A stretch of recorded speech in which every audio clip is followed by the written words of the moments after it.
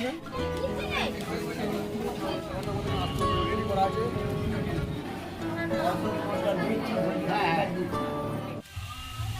দেখো আমরা বেরিয়ে পড়েছি, 4 জন মিলে যাচ্ছি। মাকে অত করে বললাম, মা তো যেতেই চাইছে না, মায়ের শরীরটা ভালো নেই বলে। আর চলে আসবো তাড়াতাড়ি। খুশি দিদি এসছে, খুশি দিদিকে একটু থাকতে বলেছি। আর আমরা তো মায়ের জন্য খাবার নিয়ে চলে আসবো একবারে। ওখানে তো মায়ের ভোগ খাওয়ায়, তোমরা তো দেখতেই পাবে। যাচ্ছি যখন সবই দেখাবো তোমাদেরকে। ওখানে ঠাকুরের ভোগ খাওয়ায়, আর ওই ভোগটা নিয়ে আসবো। ওই ভোগ আমাদের সবাইরই খেতে খুব ভালো লাগে। চলো গাড়িতে স্টার্ট দিয়ে দিয়ে ওটা কর ওটা কর। ওই যে বাচ্চা বয় রাখো।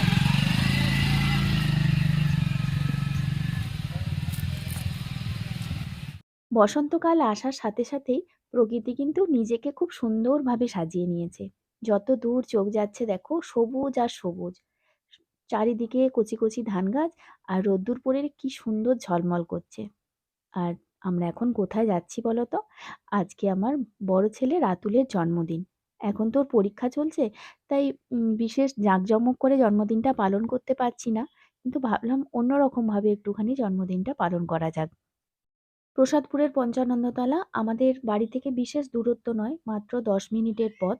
তা আমাদের এখানে মানে এই চত্বরে যা কিছু শুভ অনুষ্ঠান হোক না কেন, যা কিছুই অনুষ্ঠান হোক না কেন, তা ঠাকুরকে জানিয়ে করতে হয়। আর আমার ছেলেরাও ওই ঠাকুরেরই দোরধরা। সেই জন্য ভাবলাম আজকে জন্মদিনের দিন একটুখানি ঠাকুরের মানে পঞ্চানন্দ ঠাকুরের একটুখানি পুজো দিয়ে আসি। দেখো ওই জন্য আমরা চলে এসেছি আগে এখানে। আর আজকে এখানে এসে দেখছি প্রচণ্ড ভিড়, যেহেতু আজকে একটা ছুটির দিন। আর এমনিতে রোজই এখানে খুব ভিড় থাকে। যেসব বাচ্চাদের মানসিক থাকে চুল দেওয়ার সেসব বা ছবি দেওয়ার, তারা এখানে আসে। আমরা তো এখানে প্রায়ই আসি, কোন অনুষ্ঠান থাকলে তো আসতেই হয়। না থাকলেও আমরা এখানে আসি, এসে বাবার কাছে পুজো দিয়ে যাই, বাবার পুকুরে স্নান করে যাই।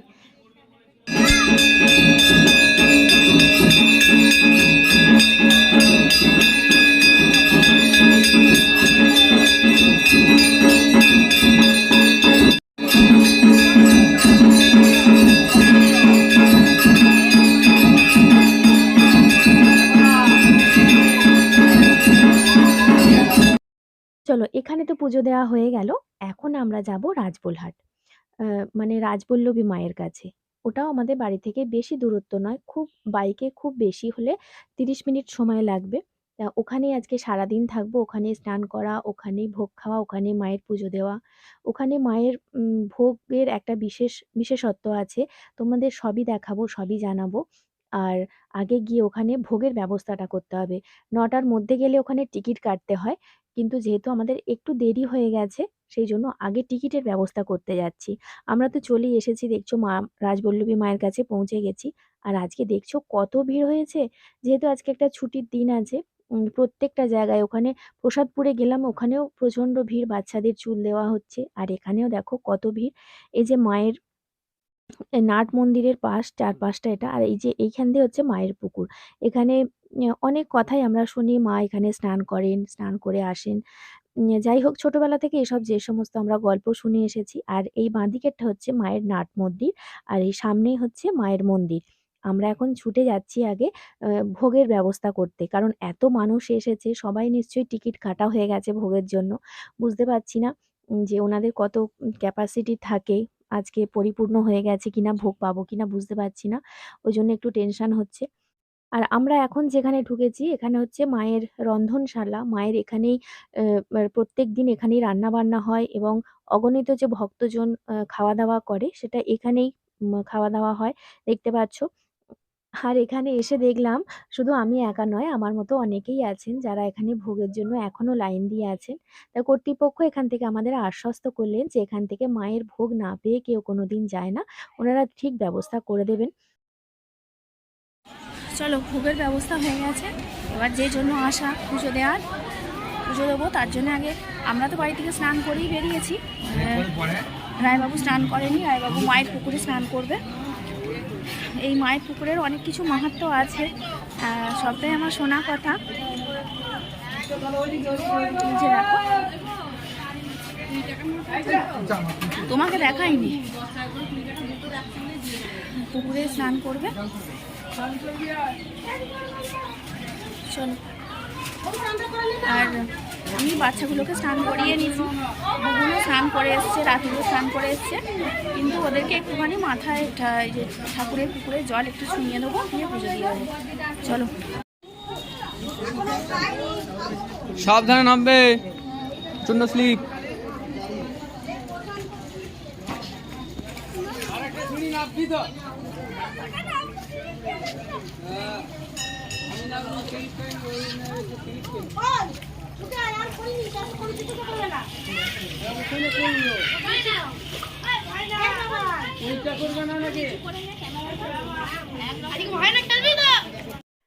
ওর বাবা এখানে স্নান করবে দেখে আমার বোনেরও খুব ইচ্ছা গেছে এখানে স্নান করবার। দেখো কিছুতেই উঠতে চাইছে না পুকুর থেকে। আমি তো আর এক্সট্রা জামা প্যান্টও আনিনি যে ভিজে গেলে আমি অন্য কিছু পরিয়ে দেবো। অনেক কষ্টে তুলে আনছি। তোর বাবা সাঁতার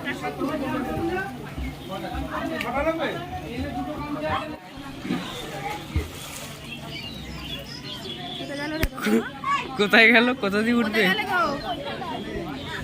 তোমার কত জিমনাস্টিক দেখাতে হবে না, উঠে এসো। ওই দেখো ওখান মধ্যে চলে গেছে। ভালো পারো, তুমি উঠে এসো। অভ্যেস নেই পুকুরে স্নান করা, শরীর খারাপ করবে দেখবে বাড়িতে গিয়ে। তোমার দেখি তোমার ছেলেটা বায়না করছে।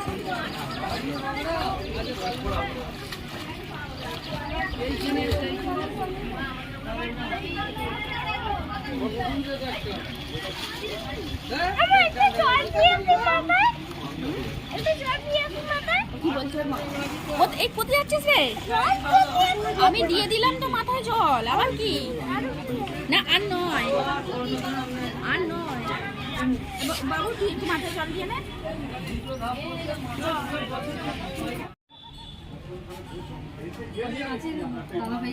হ্যাঁ হ্যাঁ, তাই দিন 51 টাকার মধ্যে একটা পুজো দেবেন। আচ্ছা আচ্ছা, ঠিক আছে। টাকা কি এখনই দিয়ে দেবো?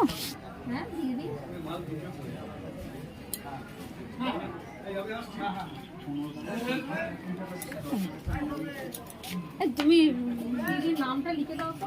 লিখে দিই। আমার না ছেলে স্নান করার পরে আমরা এখন পুজো দিতে যাচ্ছি। আমরা আজকে এমনিই পুজো দিচ্ছি, মাকে শাড়ি দিয়ে পুজো দিচ্ছি না। অনেক সময় অনেকের মানসিক থাকে মাকে শাড়ি দিয়ে পুজো দেওয়ার। সেক্ষেত্রেও কিন্তু মায়ের একটা বিশেষত্ব আছে। মা কিন্তু ১২ হাত শাড়ি পরেন না। মায়ের জন্য এখানে আলাদা করে তৈরি হয়, রাজবলহাটের তাঁতে তৈরি হয় ১৪ হাত শাড়ি। আমরা যেমন অন্যান্য ঠাকুরকে পুজো দিই বা আমরা মেয়েরাও পরি যেরকম ১২ হাত শাড়ি, সেরকম শাড়ি কিন্তু মা পরেন না। মায়ের জন্য আলাদা করে তৈরি করাতে হয় বা এখানকার প্রত্যেকটা দোকানে রাজবলহাটেই শুধুমাত্র পাওয়া যায়। আমি চেষ্টা করব এই সমস্ত কথা, এখানকার মায়ের কিছু কথা তোমাদেরকে জানানোর, এখানকার স্থানীয় কোনো পূজারীকে দিয়ে। আমার থেকে ওনারাই বেশি ভালো বলতে পারবেন। যেহেতু ওনারা এখানকার পূজারী বা এখানকার স্থানীয়। চেষ্টা করব ওনাদেরকে দিয়ে কিছু তোমাদেরকে শোনানোর জন্য। আর আমরা এখানে চলে এসেছি এখন ধূপ মোমবাতি দেওয়ার জন্য। আর এখানকার ভোগের ব্যাপারেও কিছু বিশেষত্ব আছে। এখানে কোনো পরিবর্তন করে যে রান্না বা বিভিন্ন রকমের পদ, বিভিন্ন রকমের তরি-তরকারি সেটা কিন্তু হয় না। মায়ের একটা ঘ্যাঁট হয়, যেটা সবাইয়ের খুব ভালো লাগে। এই ঘ্যাঁট খাওয়ার জন্যই কিন্তু অনেক দূর, দূর থেকে অনেক অগণিত ভক্ত এখানে আসেন। মা রাজবল্লভী মায়ের সম্পর্কে তোমাদেরকে এত কথা শোনাচ্ছিলাম, কিন্তু মাকে দর্শন করানোর সুযোগ হয়নি এতক্ষণ। কারণ মায়ের কাপড় ছাড়ানো হচ্ছিল। একজন ভক্ত পুজো দিয়েছেন মাকে এই কাপড়টা দিয়ে। সেইটাই পরানো হচ্ছিল বলে মায়ের দরজা তো বন্ধ ছিল। সেইজন্য তোমাদেরকে দেখাতে পারিনি। যে কজন ভক্ত মাকে শাড়ি দিয়ে পুজো দেন, সেই ভক্তদের সামনেই কিন্তু মাকে কাপড়টা পরিয়ে দেখানো হয়। চলো এবার মায়ের মন্দিরের ভিতরের চারপাশটা কি আছে তোমাদেরকে একটু দেখিয়ে দিই। এই যে এগুলো দেখলে এগুলো শিব মন্দির। আর এটা হচ্ছে মায়ের সামনে যেটা আছে মায়ের নাট মন্দির, বিশাল বড় নাট মন্দির। আর এইখানে মায়ের বলি হয়। দুর্গাপুজোর সময় ৪ দিন যেরকম দুর্গাপুজো হয় মায়েরও এখানে পুজো হয় সেরকমই। আর নবমীর দিনকে বিশেষ পুজো হয়, এখানে মোষ বলি হয় এবং মায়ের এখানে বিশেষ পুজো হয়। আর তোমরা এখানে দেখছো যে সারি দিয়ে সবাই বসে আছে। ভোগের এখনো দেরি আছে। ১:৩০ থেকে ভোগ দেওয়া হবে। এখন প্রায় ১:১০-১৫ হয়েছে। সবাই কিন্তু আগে থেকে বসে পড়েছে। নাহলে তো জায়গা পাবে না। ওইজন্য নিজের সেটিং করে নিজের জায়গা অনুযায়ী ভোগ খাওয়ার জন্য বসে পড়েছে। আর আমরা তো সেকেন্ড ব্যাচ, যেহেতু আমরা একটু দেরি হয়েছে, আমরা সেকেন্ড ব্যাচে খাবো। ওইজন্য আমরা এখন বাউন্ডুলের মতো ঘুরে, ঘুরে বেড়াচ্ছি।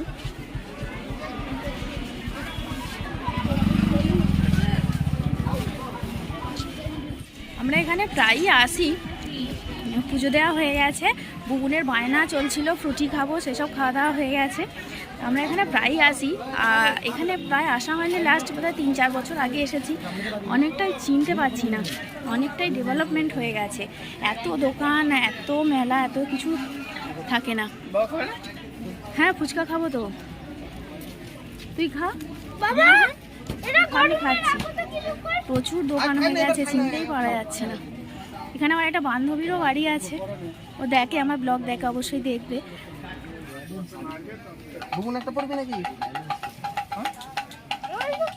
আমি একটা ঝুমঝুমি কিনবো, দাঁড়া, রাখি দিদির ছেলের জন্য। কোথায় যাবো? স্লিপ চড়বে? দাঁড়াও না, একটা ঝুমঝুমি কিনে নিই আগে। তুমিও বাচ্চা? তার জন্য কি করতে হবে? স্লিপ চড়বে না? বাবা আসুক, বাবা আসুক, বাবা আসুক। তুমি খালি পায়ে কত দৌড়বো বলো? ছোটোখাটো একটা ট্যুর ভালোই হয়ে গেল। আমরা প্রায় আসি এখানে, কিন্তু লাস্ট 4-5 বছর মতন আসা হয়নি। বাপির শরীরটা খারাপ ছিল, যাই হোক, বিভিন্ন কারণের জন্যই আসা হয়নি।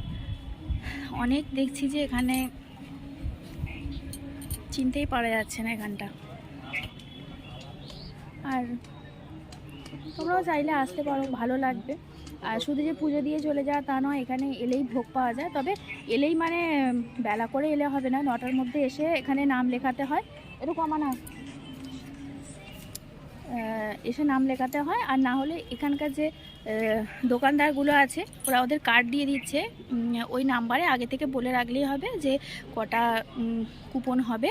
সেই অনুযায়ী 30 টাকা করে কুপন, নাম লিখিয়ে রাখলেই যখন যতই বেলা হোক না কেন, 12টা 12:30 হলেও অসুবিধা হবে না, এসে ভোগ পাওয়া যাবে। একটা ব্যাচ আগে বসছে, এখন 2টো করে ব্যাচ হয়। একটা ব্যাচ বসছিল, দেখলে তোমরা।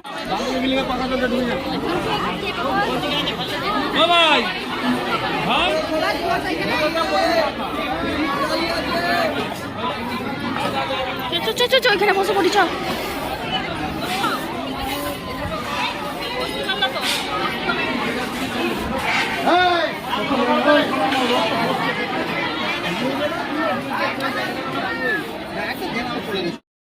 আজকে দ্বিতীয় ব্যাচেও কি ভিড় দেখো। উপরে যে বসে খাওয়ার জায়গাগুলো, সেগুলো কিন্তু সব ফিল আপ হয়ে গেছে। এখানে নিচে বসে যখন এত ভিড় হয়, তখন এই উঠানেতেই খাওয়ার ব্যবস্থা করা হয়। তো আজকে আমার মতন অনেকেই আছে যারা আজকে আমার সাথে উঠানে বসে খাবে। আর আজকে মনে হচ্ছে 2টো ব্যাচে হবে না, এখনো অনেক লোক খেতে বসতে পায়নি যারা পরের ব্যাচে খাবে। বস না রে, ওপরে রং করে টঙে উঠে বসে থাকলে হবে? আয়, খাবি আয়। দেখো, সব লোক খেতে বসেছে, আর আমার ছেলের দিকে দেখো, মাথার ওপরে ফোনা তুলে বসে আছে। ওই আয় না বাবা, খাবি আয় বাবা। সবাই খাবে বলে দেখো কত লোক লাইন দিয়ে আছে, আর তুমি ওরকম করে থাকলে হয়? এসো, বসো বসো বসো, এসো। কই গো, খেয়ে নেবে, এসো, খেয়ে নেবে, এসো। বসো, লক্ষ্মী ছেলে, ভালো ছেলে, বসো।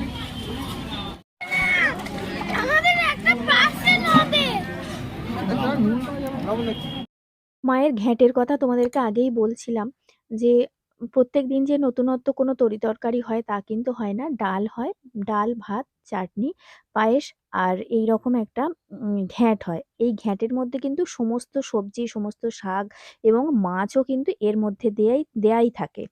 কিন্তু মাছের কোনো রকম যে মাছ গোটা, গোটা থাকে তা না। মাছের কাঁটা দেখে বুঝতে পারা যায় যে এতে মাছ ছিল। আর মায়ের পছন্দের হচ্ছে ঘুসো মাছ। ঘুসো মাছ কিন্তু দেখতে পাওয়া যায়। অত্যন্ত সুস্বাদু হয় কিন্তু এই মায়ের ঘ্যাঁটটা। মাছ থাকে বলে যে কোনো রকম আষ্টেনি গন্ধ কিছুই পাওয়া যায় না। কিন্তু খুব সুন্দর টেস্ট হয়। অনেক দূর, দূর থেকে মানুষ আসেন শুধু মায়ের এই ঘ্যাঁট খাওয়ার জন্য। আর বাড়িতে যদি এটা আমরা বানাতে চাই, অতি জঘন্য খেতে হয়। তো আমরা মনে করি এটা মায়েরই লীলা, মায়ের প্রসাদ বলেই এটা এত সুস্বাদু হয়।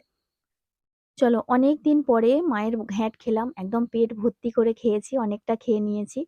এই যে দেখো কত থালা, থালা দেখেই বুঝতে পারবে যে এই ফার্স্ট ব্যাচ আর সেকেন্ড ব্যাচ মিলিয়ে কত মানুষ খেয়েছে। এই যে দেখো নাট মন্দির পুরো ফাঁকা হয়ে গেছে। এরপরে আবার আরেকটা ব্যাচ বসবে। আর আমি এখন মায়ের খাবারটা নিয়ে নেব। আমার মতন অনেকেই খাবার নিয়ে যাচ্ছে। পার্সেলের জন্যও কিন্তু টিকিট কাটতে হয়। আর মাও খুব ভালোবাসে এখানকার ঘ্যাঁট খেতে। মাকে বলেছিলাম যে আমি বাড়িতে রান্না করে দিয়ে যাই। মা বলল, "না, রাজবল্লভী মায়ের ঘ্যাঁটই খাবো আজকে।"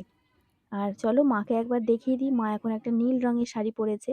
আগে যখন দেখেছিলে তখন দেখেছিলে হলদে রঙের শাড়ি পরে আছে।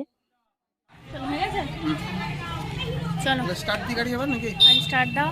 আর এখানে এত কাপড়ের দোকান, সব দোকানদাররা ডাকছে কাপড় কিনে নিয়ে যেতে। রাজবলহাটের তাঁতের কাপড় খুব বিখ্যাত। হ্যাঁ, সবাই খাক না, সবাই আইসক্রিম কিনে খাক না, কিন্তু ওদের তো গলা ব্যথা হয় না, তোমার তো হ্যাঁ, গলা কিন্তু ব্যথা রাত্রে হয়। হয়তো হ্যাঁ, ইউটিউব করেন না, এমনি ভিডিও করছেন, কিছু একটু আছে না, কিছু একটু আছে, কি করে আমি তো বলো দেখিনি আমার মায়ের চিনি। ইউটিউব করে, ইউটিউব। রাজবলহাটের তাঁতের শাড়ি বিখ্যাত তো অবশ্যই। তো আমাদের দোকানটা একটু তুলুন, না ডালাই নেননি, কিন্তু একটুখানি যেখানে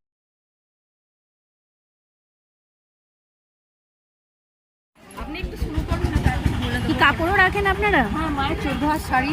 হ্যাঁ, মায়ের তো স্পেশাল 14 হাত শাড়ি। আমরা যেমন মেয়েরা পরে 12 হাত শাড়ি, মায়ের তো 12 হাত শাড়ি না, 14 হাত শাড়ি পরে। আর 14 হাত শাড়ি পাওয়া যায় এখানে, কম দামের মধ্যেই পাওয়া যায়। আচ্ছা, আপনারা যারা আসবেন এই দোকানে অবশ্যই আসবেন, ফোন নাম্বারটা রেখে দেবেন।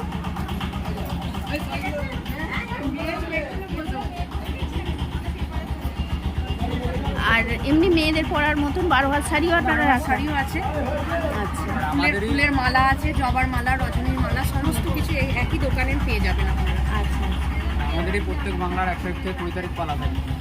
আচ্ছা। কন্ট্যাক্ট নাম্বার দেওয়া আছে, কন্ট্যাক্ট এখানে ডালি আছে, হ্যাঁ, এগুলো 50, 100, 150। আচ্ছা আচ্ছা। খুব ভালো লাগলো আমাদের কাছে এসে। এই কার্ডটা থেকে এই হ্যাঁ, দিয়েছেন তো, দাদাকে দিয়েছেন তো? এমনভাবে তুলে দিলে অনেক সময় সুবিধা হয়, নাম্বারটা দিয়ে দিলে। আপনি তো সেট করবেন নিশ্চয়ই। এই যে দেখুন এখানে নাম্বারটা দিয়ে দিলাম আপনাদেরকে। তা এই দোকানে যদি যোগাযোগ করেন এনাদের ব্যবহার অত্যন্ত ভালো। আর এটা কোনো পেড প্রমোশন নয়। দিদিটা রিকোয়েস্ট করলেন যে দোকানের নাম্বারটা একটু দিয়ে দেওয়ার জন্য। এনাদের ব্যবহার খুবই ভালো। আপনারা আসতে পারেন, যোগাযোগ করতে পারেন।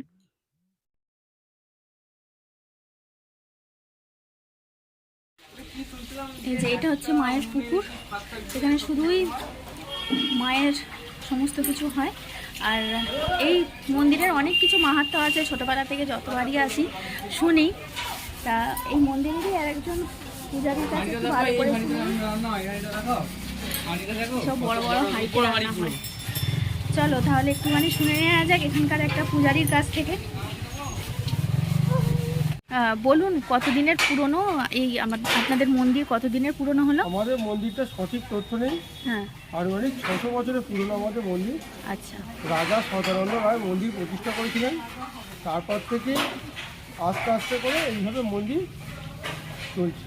আর মায়ের মাহাত্ম্য সম্পর্কে কিছু বলুন। আমরা তো ছোটোবেলা থেকে অনেক কিছু শুনেছি মায়ের পুকুর সম্পর্কে বা মায়ের পায়ের ছাপ, এগুলো একটুখানি কিছু বলুন আমাদের।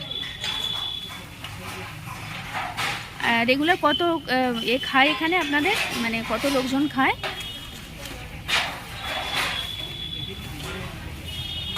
এখানে আমাদের মায়ের বৈশিষ্ট্য হলো আমাদের মা এখানে প্রতিদিন শাড়ি পরে, হুম, প্রতিদিন আচ্ছা নতুন শাড়ি মায়ের পরানো হয়। আর মায়ের প্রতিদিন ভোগ হয়, ভাত ডাল সবজি ভাজি, মায়ের ঘন্ট পায়েস এগুলো হয়। বিশেষ বিশেষ দিনে পোলাও খিচুড়ি এইসব জিনিসগুলো হয়। আচ্ছা।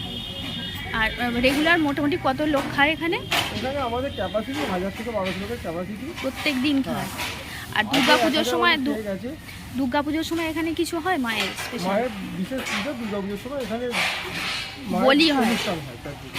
আগে এখানে মোষ বলি হতো কি? নবমীতে মোষ বলি এখনো হয়? আচ্ছা। আর মন্দিরের ইতিহাস সম্বন্ধে বিস্তারিত জানতে গেলে হ্যাঁ, ইউটিউবে রাজবল্লভী মাতার নাটক, হ্যাঁ। আমারই সৃষ্টি একটা জিনিস, আপনারা দেখবেন সমস্ত প্রশ্নের উত্তর পেয়ে যাবেন। আচ্ছা, ওখানে আছে আপনার। ঠিক আছে, খুব ভালো লাগলো আপনার সাথে কথা বলে। চলো আমরা কথা বলে নিলাম একটু আগে, তবু জানা গেল একজন পূজারীর কাছ থেকে। আমরা ছোটোবেলা থেকে অনেক গল্পই শুনেছি, তবু আপনাদের মানে একজন পূজারীর কাছ থেকে আপনাদের কিছু কথা শোনালাম। এখানে খুব বড় অনুষ্ঠান হয় দুর্গা পুজোর সময়, মোষ বলি হয়। চলো এবার বাড়ি যাওয়ার দিকে, মানে ফাঁকা হয়ে যাচ্ছে দেখতে পাচ্ছ। প্রথমে যেরকম ভিড় ছিল এখন ভিড় কমে যাচ্ছে। তাড়াতাড়ি করে বাড়ি যাই। হ্যাঁ, এবার বাড়ি যাই, কারণ কি মা অপেক্ষা করে বসে থাকবে তো।